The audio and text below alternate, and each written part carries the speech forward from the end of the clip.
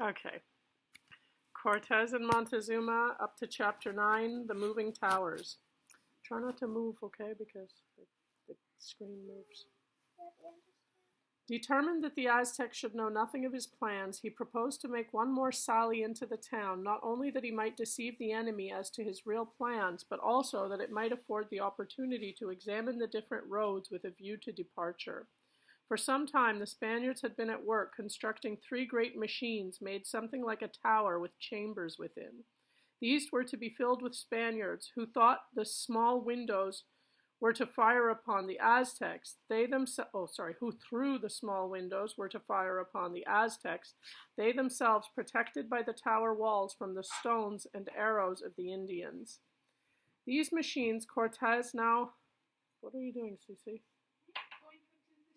Okay, can you not do whatever you were doing, please?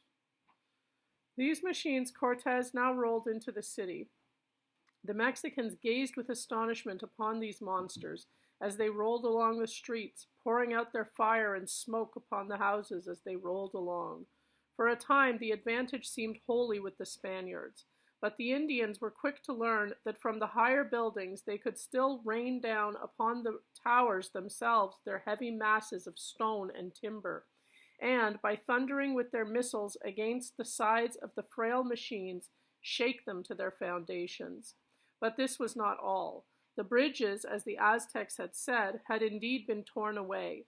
This not only interfered with the moving of the towers, but it also embarrassed the movements of the cavalry. Cortez gave orders that the towers be abandoned, and that all join in the labor of making a passage for the army by filling in the canal with the stone and timber from the fallen buildings of the city. In spite of the steady fire from the Indians, a passage was made, and the Spanish cavalry dashed against the enemy, driving them back until another bridgeless canal again gave them the advantage. For 2 days did Cortez and his army thus force their way against the retreating Aztecs.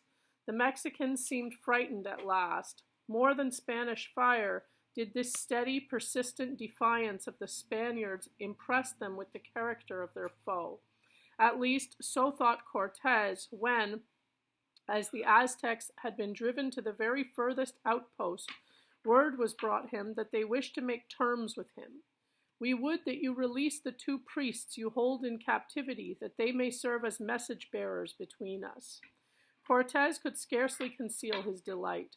The priests were sent with full instructions, and Cortez, relieved by the prospect of satisfactory arrangements with the enemy, fell back with his officers for food and drink after the 2 days' hard work. The priests, however, did not return.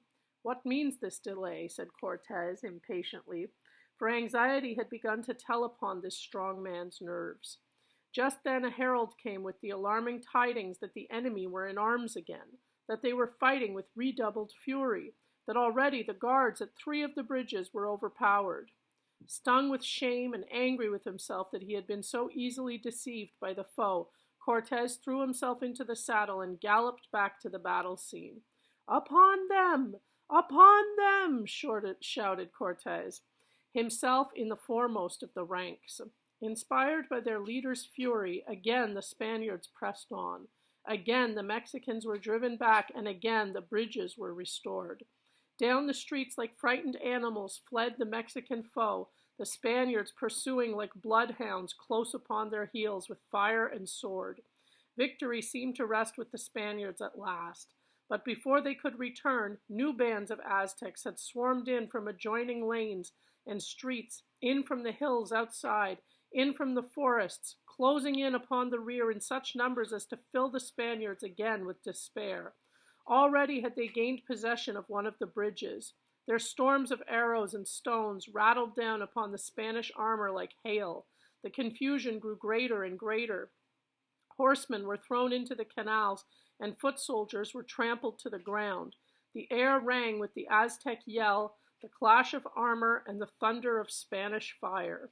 Cortez himself, in the midst of the fight, spurred on his men with his well-known war cry, striking dead the enemy on every side with his fearless sword. Here he stood, defying the enemy until every man had crossed the bridge.